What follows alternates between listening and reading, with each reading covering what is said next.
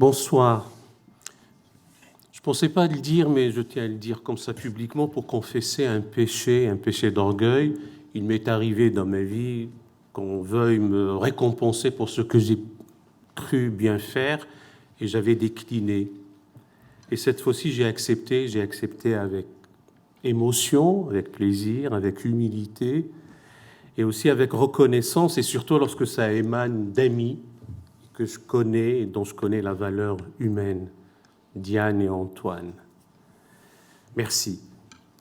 Mais je n'ai rien fait, encore une fois, je ne dis pas ça par fausse modestie, et on a envie d'être loué abondamment, cela joue faux modeste. C'est simplement, je ne voulais pas me taire. On ne peut pas rester silencieux et complice par l'inaction de ce qu'on dénonce par ailleurs. Quand on voit que des valeurs de bonté, de miséricorde, d'amour, de sollicitude, de prise en compte de l'intérêt d'autrui sont perverties et avilies, et parfois au nom du divin, parfois au nom de tel ou tel autre idéal lui-même avili, eh bien, il ne faut pas se taire. Voilà, je n'ai rien fait d'autre que cela, et j'ai essayé d'en témoigner ma vie durant. Comme le temps qui nous est imparti pour dire que nous sommes ravis est très court, je passe au deuxième point et j'obéis à Diane. Elle m'avait fait savoir cela avant. Le deuxième point, c'est que nous vivons dans notre beau pays un temps de réelle tension. C'est peut-être même un doux euphémisme. Mais ce n'est pas une raison pour abdiquer, ce n'est pas une raison pour subir. Il faut toujours œuvrer inlassablement avec lucidité, discernement et une volonté d'aller en avant pour ne pas laisser fracturation ajouter à la fragmentation. Réprouver le répréhensible, encourager et promouvoir ce qui est bien et le faire avec froideur d'esprit, mais aussi détermination.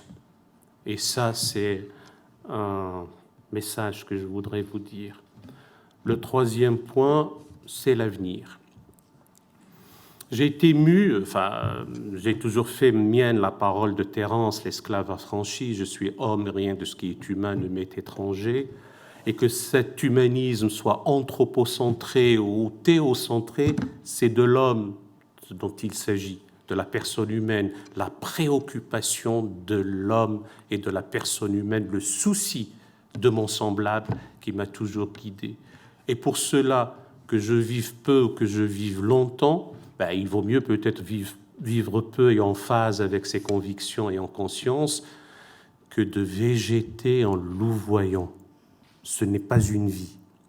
Et c'est le fait de remembrer des sociétés disloquées qui m'anime, qui nous anime au sein de la Fondation de l'Islam de France, dont l'œuvre est titanesque. Mais je ne parle pas de ça aujourd'hui.